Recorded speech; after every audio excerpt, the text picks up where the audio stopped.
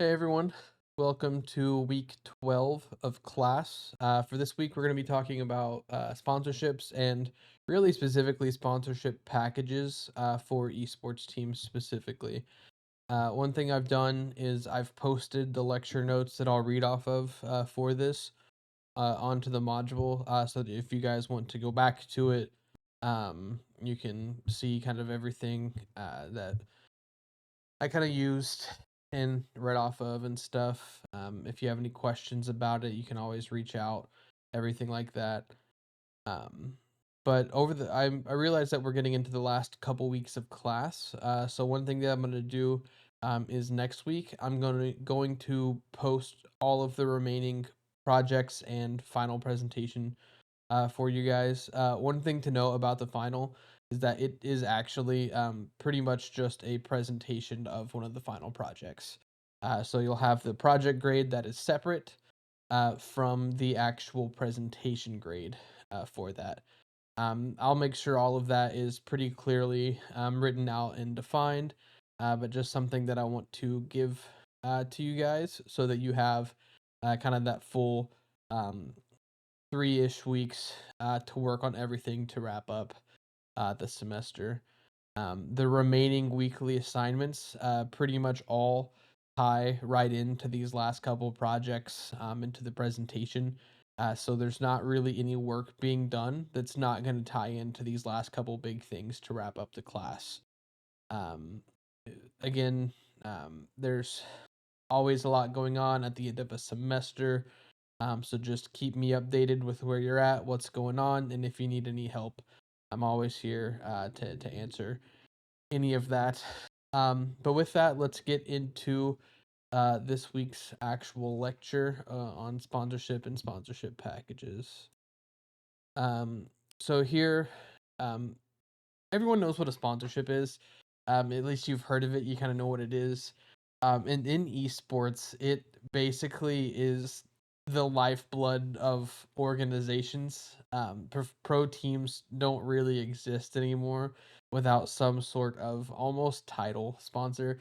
Saw it a couple years ago. It didn't work out great for some of them, but like uh, literally buying the name of the esports team. I think one recently that wasn't as bad as like the car insurance, bought the Energy Rocket League team. So it was like Energy or the General Energy or something like that. There was also the crypto platforms buying naming rights to esports teams. So lots of things there. Like literally, these sponsorships and stuff are the reason that some esports teams operate. Again, one of the biggest drivers of revenue. Um, Prize money can get headlines, but that goes to the players, not the team, typically, and it should. Um, but yeah, consistent income from brand partnerships is what allows most teams to operate. Understanding how to build attractive sponsorship packages is crucial, and not just for big organizations, but for grassroots and college teams trying to grow too. Spoiler: you will be presenting a pitch deck um, for your final presentation. It's one that you will craft for Manchester Esports. So just something to kind of keep in mind there. At its core, sponsorship is a business agreement. A brand pays a team for visibility, engagement, and association with that team's audience. But what makes the sponsorship successful is how clearly and effectively it's packaged. Um, so basically, any brand or company can just throw money at a team to put their logo on the jersey, but then it's just a logo on a jersey that maybe some fans buy. Some of the more memorable um, sponsorships are ones that involve something. Um, I mean, back in the day, and this may be before any of you really got into esports, of those of you that are, but like Red Bull sponsoring people like Nade Shot or uh things like that where like their face is on a can and Nade Shot's wearing the Red Bull hat on backwards in every Call of Duty tournament, doing these like crazy activations and stuff. He was supposed to like skydive as part of a launch event for an upcoming game type thing. So Red Bull's always done a good job of like doing some of those really memorable activations and stuff, which we'll talk specifically about activations next week. But like some of those tie-ins and stuff with the brand and the team or player. Uh, but moving on, what is a sponsorship package? Well, that is a professional presentation that outlines what the team can offer, how the brand will benefit, and the cost and the tiers of the partnership. A lot of times, these are also referred to as pitch decks, and that's probably what you'll hear me refer to it the most as. And if you've heard it before, most likely you've heard it as a pitch deck. Good packages aren't just about listing logos on jersey. They're about solving problems for brands and helping them reach new customers in an authentic way. Um, so in like a sponsorship package, and I'm not gonna like I guess spoil too much, but like in a sponsorship package for something like a college team or things that I would offer, a lot of it could be content related. So integrated ads into our all of our match streams, integrated ads into any YouTube content that we do, whether those be ad reads or skits or things like that. You see this a lot with podcasts too. They'll just have a straight ad read that comes in between the conversation. And then if you've ever heard one of those, you just skip over it most of the time, unless it's something that's engaging. Um, you can try that with like tailored ad copy, but that's not going to work as well as if you just throw on a full skit about how um, Cash App sent people from the future because I don't know. There's a lot of stuff that's happened, and a lot of really cool ones that go on too. Um, um, one sec. Sorry about that. Got a phone call. Um, oh, jeez. Where was that? Oh, but like there's a lot of things that can go into it. Like again, it's not just the jerseys, but you really need to integrate your ad reads and stuff in a way that like people one aren't going to skip or two maybe even wants them to go and try the product or something like that. And this is something that's done, and again, we'll talk about the specific activations and stuff for next week. But these are things that are done in creative ways that are crafted by both the sponsoring company and the team or player that they're working with to kind of find those organic ways to get it in there.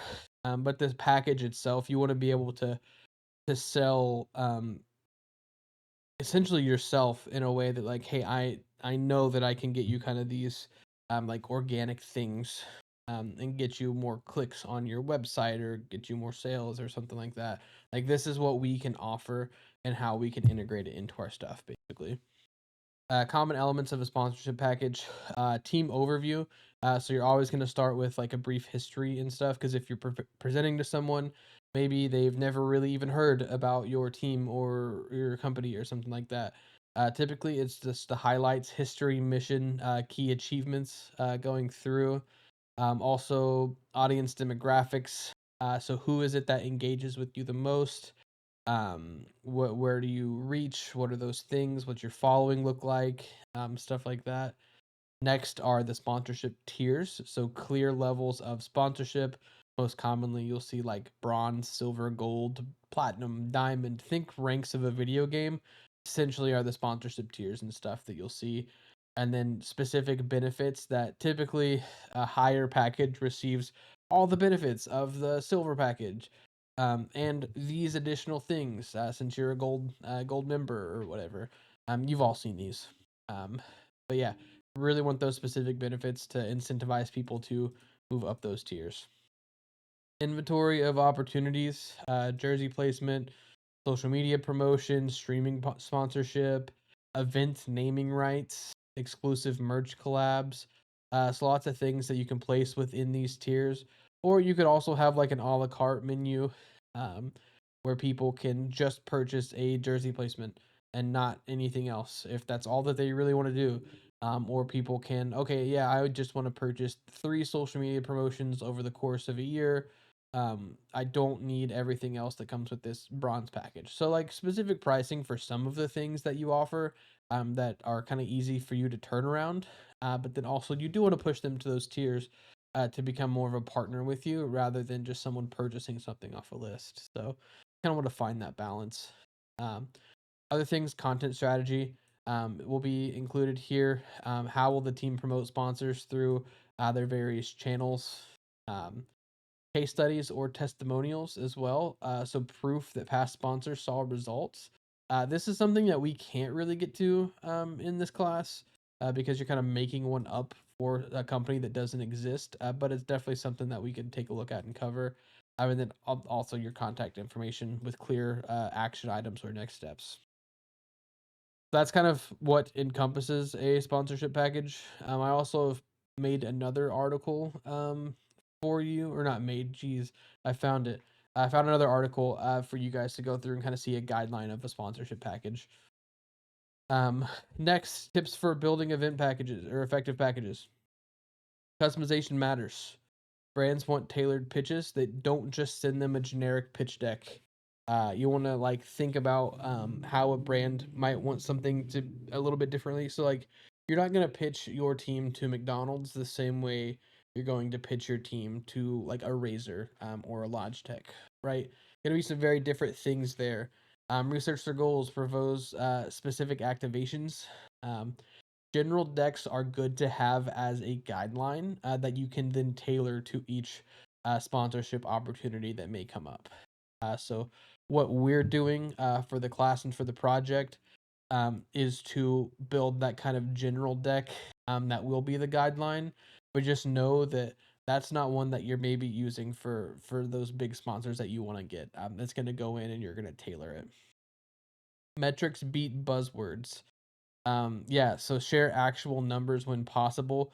Viewership data, engagement rates, average watch times. Um, because sure, you can say that, oh, we are a monetized YouTube channel. Okay, you have a couple thousand subscribers, but oh, you only get um 50 views per video or like 100 views per video rather than getting the full 1,000 if not more than the actual subscribers and stuff that you have, right? So there people are going to want to see those actual numbers when you can. Another thing, be flexible. Sometimes brand needs will fall between your preset tiers, so be willing to kind of create those custom deals, whether it be like a silver package plus where they can purchase some extra things, or other things like that, right?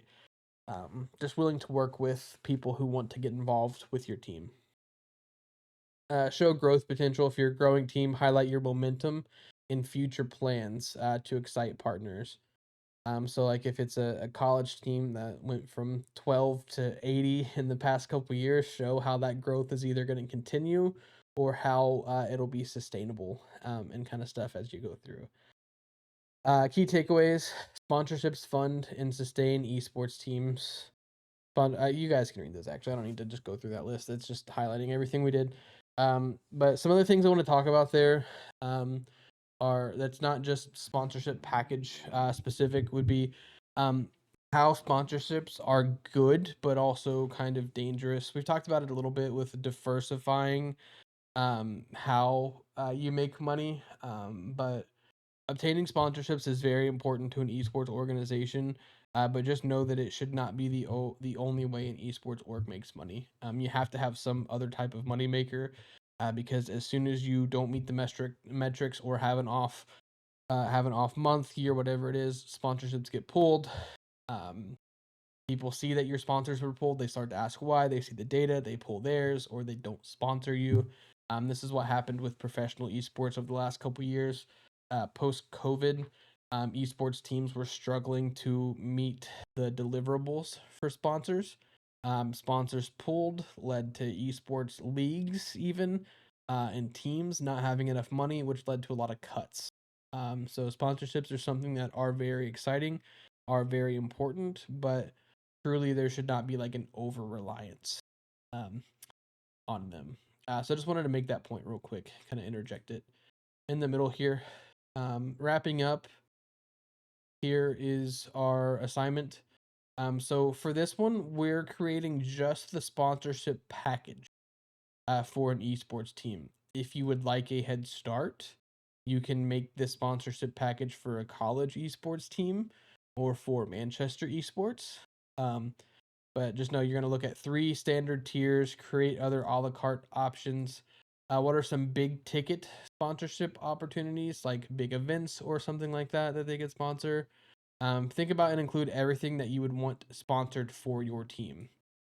These should all include prices and should be fairly descriptive. This will tie directly into your final. The more work that you do here, the less work you have to do for your last couple presentations or your last couple projects and presentation. So that's this type of assignment is what's going to be the next couple weeks. Stuff to kind of tie in to those last couple things, just to give you guys a head start or another go at it, basically. Um, if you have any questions, please let me know. Other than that, have a good rest of your week, and I'll have everything posted next Monday for the rest of the class. With the exception of videos, try to keep those just in case something crazy happens over a weekend. Try to keep those up to date for you guys. But yeah, let me know if you have any questions.